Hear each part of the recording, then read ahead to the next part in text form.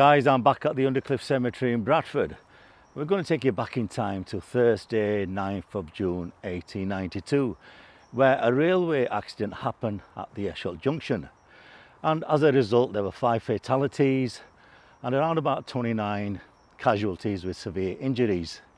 Now, this amazing Victorian cemetery, 26 acres of it, holds a lot of history and mystery. And some of these headstones, unfortunately, can't be accessed, as you can see, due to the rough terrain and the overgrowth. And luckily, on the flip side, there are headstones we can visit. And the Esholt train accident is one of those headstones we shall visit towards the end of this video and pay our respects. But for now, I'm off to see Mark, but we'll run through the story step by step and hopefully get to the site where the accident happened. On this patch of grass, which is on the side of Bolton Road, facing the junction with Cramner Road, once upon a time there used to be back-to-back terrace houses on here. And just a little further along, in front of this tree, was number 673, Bolton Road.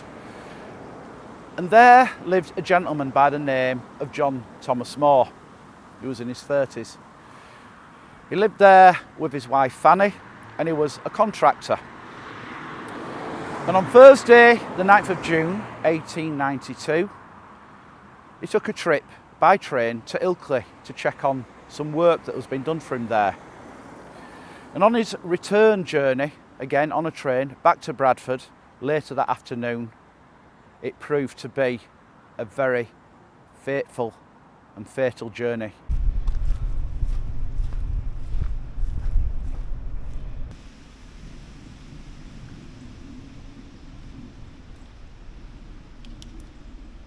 Behind me you can see a bridge that carries the railway line from Bradford in that direction up to Ilkley, and the signalman at Esholt Junction had dropped the signal to allow trains using that stretch of track to pass through.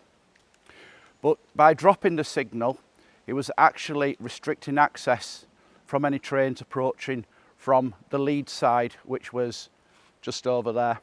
Approaching Esholt Junction from that direction was the Ilkley to Bradford train, and the driver was a Mr. Charles Orford, who lived on Midland Terrace in Manningham. And it was around 3:30 that afternoon, so he came in this direction and he noticed that the signals were in his favour, allowing him access down to Bradford. However, he said he could hear the beat of another engine, and as he looked out of his window he could see one approaching on the Leeds line. He actually shouted to his fireman, "For God's sake, it's going past the peg." They chucked more coal on. They tried to accelerate to see if they could actually clear the junction before the Leeds train would hit it, but sadly it wasn't to be. This spot here might well prove to be the best vantage point for us to gain some sort of a visual understanding of how the collision occurred. You've got 2 tracks down there. The one nearest to us is the line that ran from Ilkley back there down to Bradford, and just over is the line that came from Leeds up to Esholt Junction. 𝗧𝗛𝗘𝗖𝗞 was the driver of the Leeds train. He said that his train had left Leeds 5 minutes late, and on the way to this junction he noticed a green flag had been put out at Otley. As he approached Esholt Junction along the line down there, Mr. McLean knew immediately he'd made a massive mistake, because he could see the Ilkley to Bradford train approaching. But with the speed he was going at, it was far too late for him to do anything about it. And as a result, the engine that Mr. McLean was driving crashed into the rear carriages of the Ilkley to Bradford train. Now, some witnesses say that Mr. McLean jumped before the engine hit the carriages. Others say he was thrown from the wreckage. However, in the immediate aftermath, the same witnesses said that Mr. McLean was almost paralysed with shock as he walked around his engine, which was toppled on its side, and he was heard muttering to himself, "I wish it had killed me as well." The rear carriages were overturned and completely destroyed into what was described as matchwood.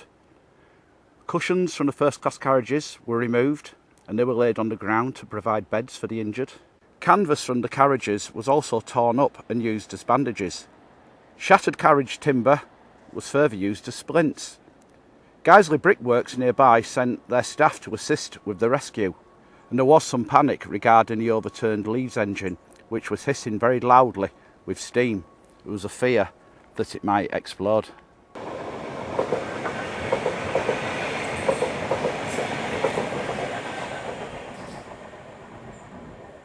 Several horrifying testimonies were published in the local papers. Survivors spoke of being hurled around the carriages during impact. They spoke of other passengers being trapped between crushed seats. They spoke of seeing broken limbs and blood. There was actually very little in the way of screams and crying, and the only commotion seemed to be from people who arrived at the scene to see what had happened. There was also the touching story of a married couple who'd been travelling on the Ilkley to Bradford train with their niece. The niece managed to climb out of the wrecked carriage, but in the words of the newspaper, the wife, like a true woman, would not leave her husband, and she stayed with him. Several people were injured as a result of the collision, and sadly 5 people died, and one of them was John Thomas Moore from Bolton Road in Bradford. He actually survived the initial impact of the collision and he was taken to Leeds Infirmary, but there was no real hope for his recovery. However, John Thomas Moore succumbed to his injuries the following morning, and it was compression of the brain that was the cause of his death.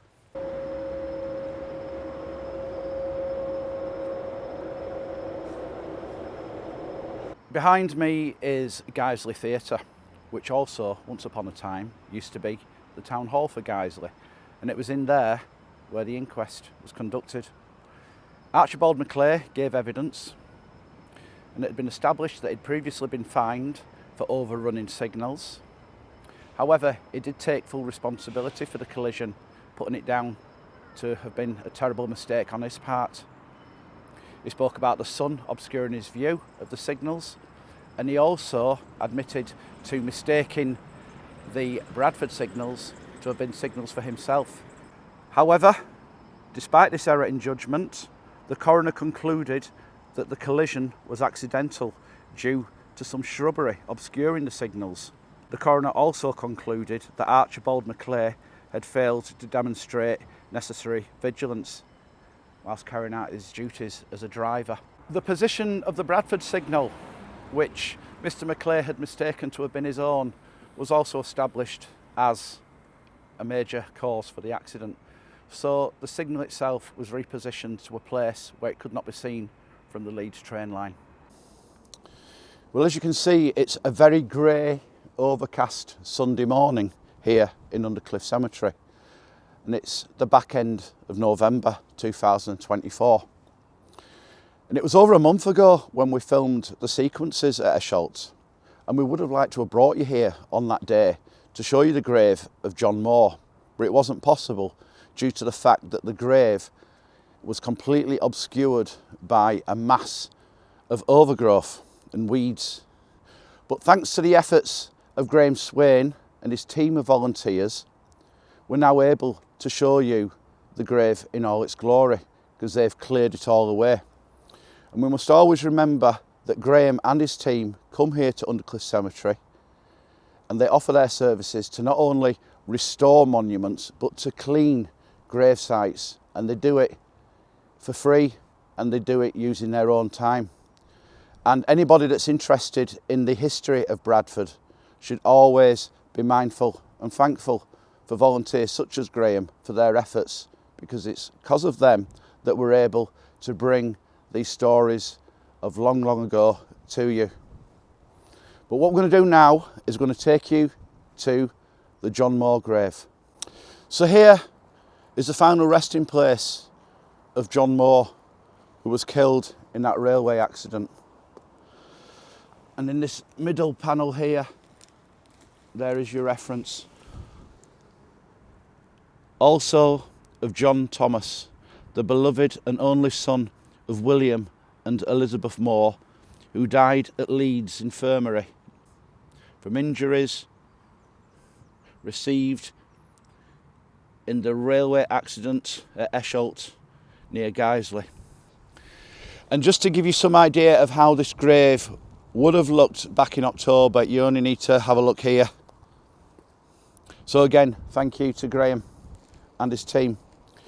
There is quite a tragic element to this grave because John's buried here, and we've also got his father buried here. And his father, William Moore, actually died in a different railway accident at 𝗧𝗛𝗘𝗖𝗞 about a fortnight before John was killed at Esholt. William was working on the creation of the railway down there, and he was hit by a runaway carriage.